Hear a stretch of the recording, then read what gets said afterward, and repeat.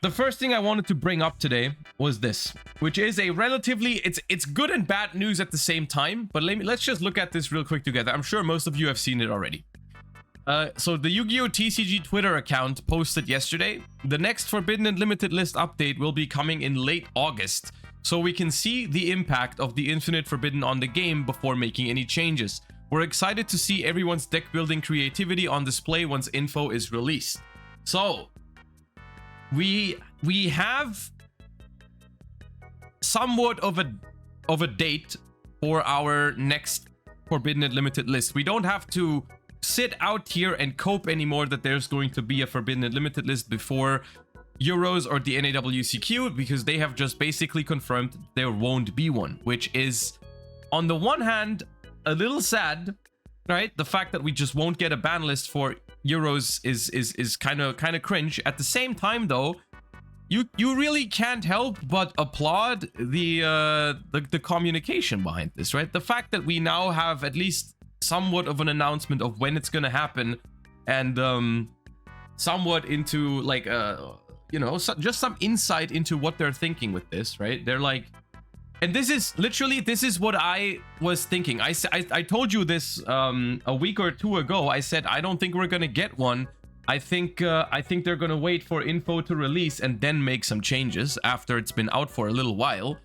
That is exactly what they're doing, and they're even telling us that they're doing that, right? Which eliminates a lot of speculation, right? A lot of speculation regarding Euros and the NAWCQ is now, you know, you don't have to speculate anymore. You can start preparing. You know, they've announced the closed moon link, and they've announced there's not going to be a Forbidden Limited list. So it is what it is. And in the grand scheme of things, would I prefer a ban list before Euros or the NAWCQ? Yes, I would. But in the grand scheme of things, it's just one tournament for most people. You know, it's one event.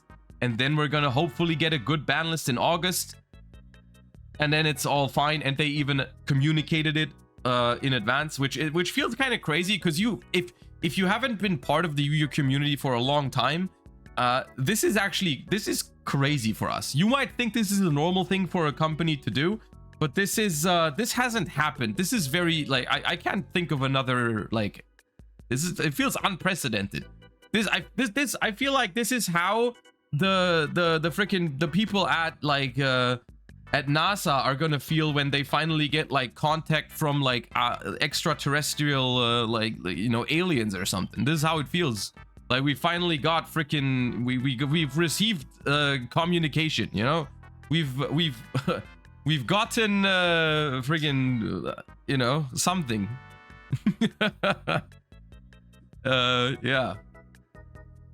There are real human beings at Konami that sometimes communicate. Isn't that crazy? The first contact. Yeah, exactly.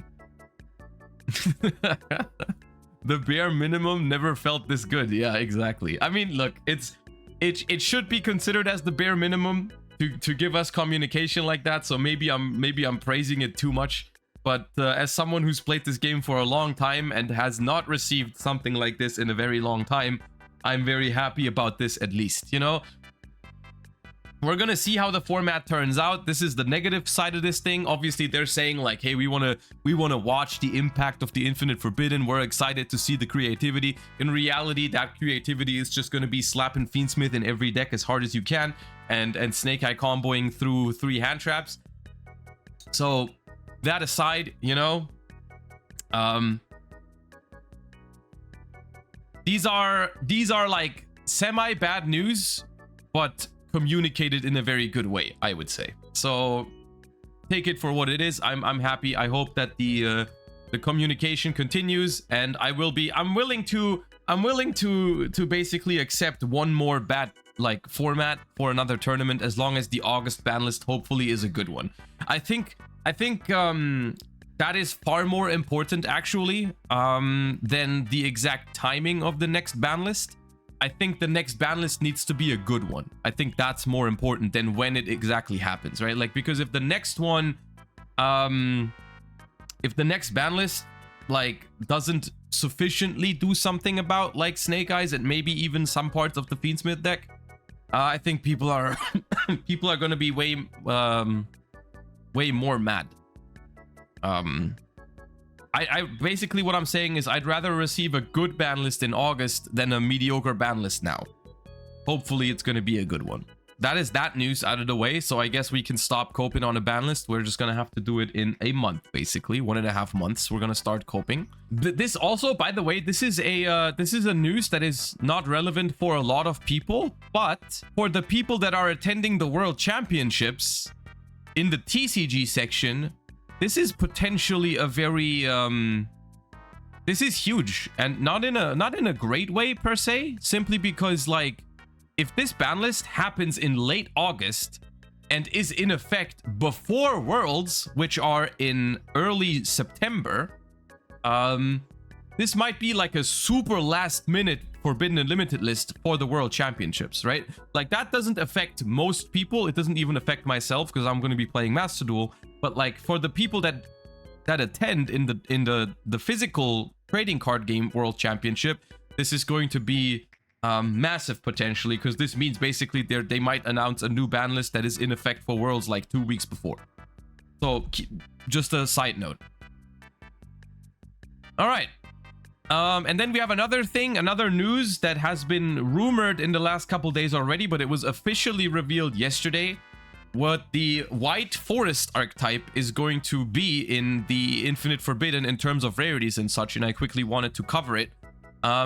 This is an archetype that, just for context, I think this archetype is not going to be super strong until they do something about Snake Eyes and or Fiendsmith, but it is a very strong archetype nonetheless, and they have received a total of 3 different secret rares. We got a Stellar of the White Forest, which is a 3 of basically staples.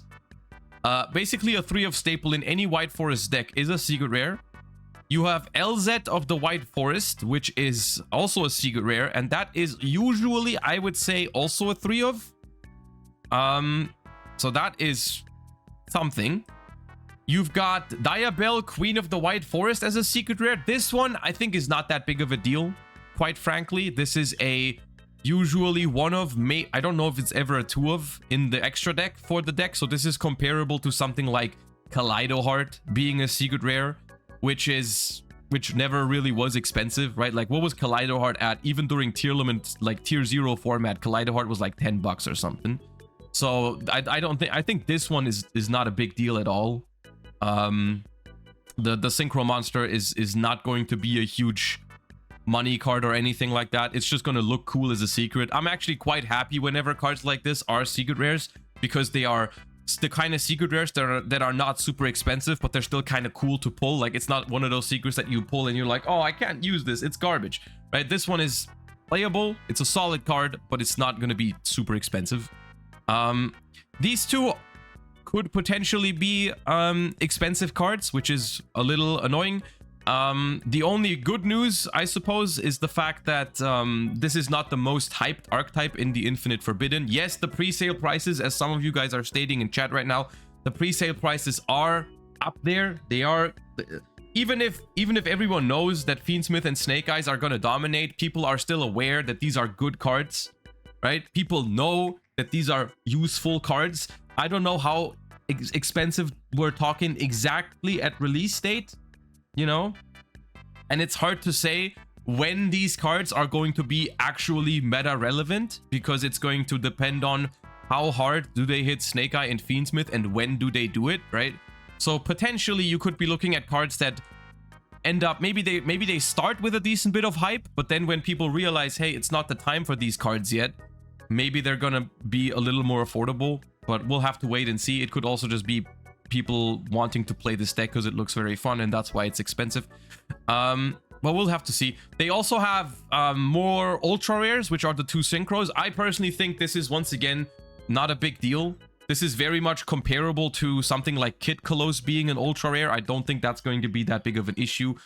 Even something like Rhino Heart, which was a 3 of in Tier Ishizu, and it was an ultra rare. It wasn't that expensive during tier limit format. So I think these, because they're basically 1-ofs in the extra deck, maybe 2-ofs, I don't think that these are going to be incredibly expensive ultras. And you've got Tales of the White Forest, which is a solid main deck spell that is also an ultra rare card. So for White Forest, we're looking at 3 secrets and 3 ultras for what is probably going to be a tier 2 deck right at release. Like, it's a solid deck, but it's not close to Snake Eyes or Fiendsmith.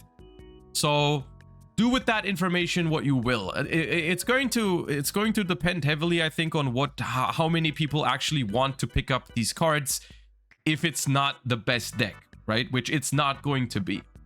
But yeah, I'm gonna want to pick up these cards because I think the archetype looks incredibly fun, but I don't expect it to be tier 1 from the get-go. Maybe at some point later down the line, I could see these cards going up because they're secret rares and they hit Snake Eye on a ban list, and now all of a sudden White Forest becomes a solid meta strategy.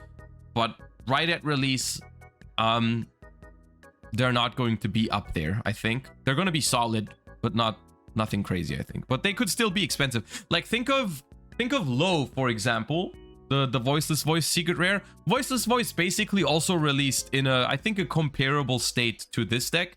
Like, Voiceless Voice released and was a solid tier 2 deck, never tier 1, but Low was still very expensive. Although it was in a different set. You also have to consider that. You have to consider the set that Low was in. What set was that? I don't remember. What set is Low? 2 sets ago, right? It's not Phantom Nightmare, yeah. I would say overall Legacy of Destruction is a better set than Phantom Nightmare because a lot of the value from this set will come from cards like the Fiendsmith secret rare, maybe even Malchami Perulia in terms of the secret rares. So maybe that makes room for the other secrets to be a little cheaper, but we'll have to see, right? Because Low was by far the best secret in Phantom Nightmare, whereas like here, you have a bunch of good secrets in this set, right? And so maybe that causes individual secrets from tier 2 decks to not be that expensive. But yeah.